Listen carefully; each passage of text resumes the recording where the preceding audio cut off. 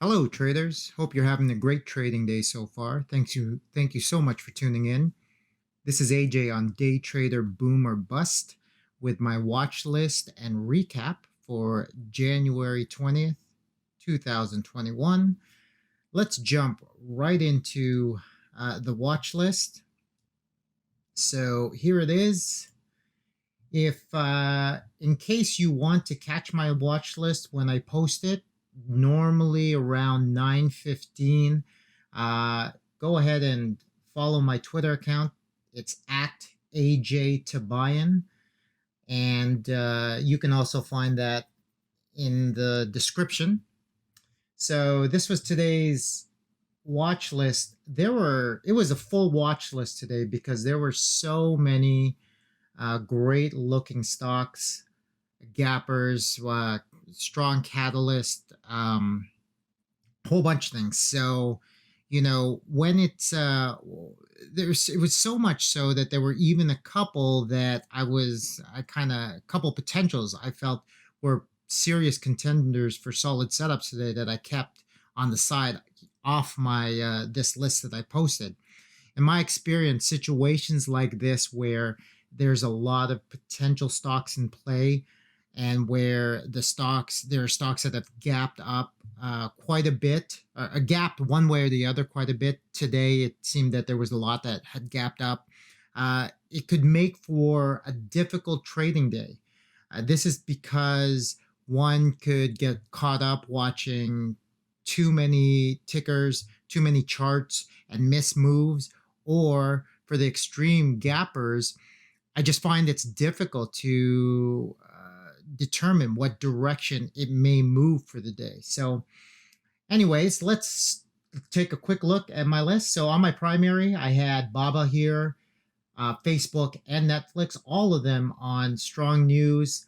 I believe Netflix got an upgrade. Baba, it's John Ma was basically made a public appearance, so that was a big deal. They've had you know some negative news recently, so some positive news was definitely good for them. And Facebook, there was a couple of other news headlines I can't remember off the top of my head. And then there was DKNG, which also had an upgrade. And then there's GameStop, BB, BlackBerry, Plug, and XPEB, all on continuation plays because they have moved quite a bit in the last day or two, and on their daily charts, they definitely look very strong. Off this list, as I said, there were a couple. It was because they kind of came to my attention after I had posted this. Was Neo and what was the other one? You know what? I can't remember what the other one was, but there was definitely a lot to look at today. So um, there's definitely a good potential for good trading today, but I entered the day very cautious because on top of everything I've already mentioned, there was the US inauguration today. And honestly, anything said could potentially throw the markets one way or the other. So I was mindful of that also. So that's the watch list. I ended up trading two different tickers today, and I only took 5 total trades today, and it was a green day. So let's take a look at what I got into. First was BB BlackBerry. So if you look here, oh, sorry, sometimes this. So on the daily, I actually have Epic Pen going today, so bear with me as I work through using this. So as you can see here on the daily, the last couple days, there have been some pretty solid moves up, and it had gapped up quite a bit. So you can see these two dashed lines here, right here and right here, are pre-market high and low. So it had gapped right up, and between pre-market high and pre-market low is this area here. And I felt that with how far extended it was from VWAP, this is VWAP right over here, I felt that this could really have a good chance to, gap fill and maybe come back, sell off a little bit. And, but, you never know because this could have, I believe we're almost at, I don't know if we're at all time highs, but I know that this is the last time it touched this high, I think was sometime around 2016. So it's been quite some time. And when that happens, if it breaks out of this area here, it could just continue to keep running. That's when that's what I mean when I say it's difficult to determine which way it'll go. Anyways, I started watching this uh, in the pre-market. Oh, sorry. There we go.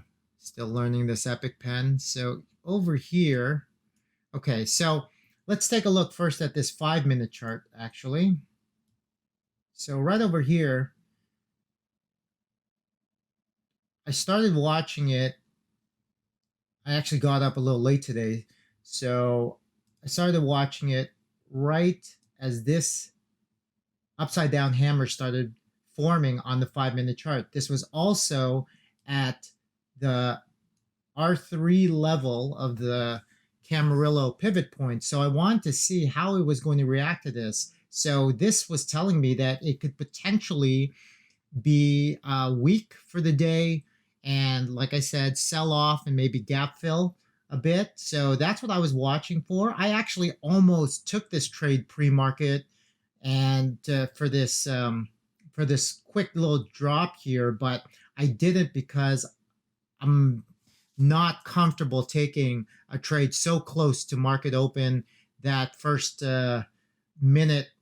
first few minutes can be so volatile. So definitely something I'm mindful of. So I didn't take that trade, but I was watching it, and I really felt that if it sold below that this R3 level right over here, then it could sell off. So as you can see here, let's zoom in a bit.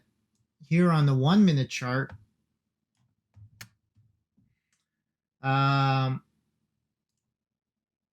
you can see here, sorry, it did kind of sell off here at the open.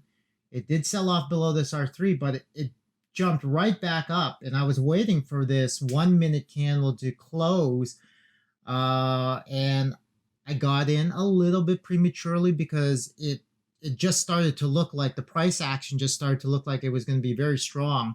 So I got in here long instead of short, and I managed to get a quick partial up here, a decent partial.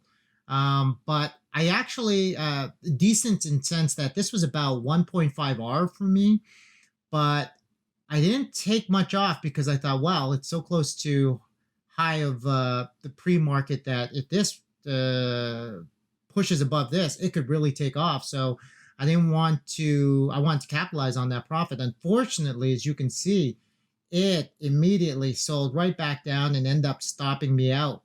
And so this actually, with the slippage, there was a little bit slippage on this break even sell here that I ended up flat on this trade.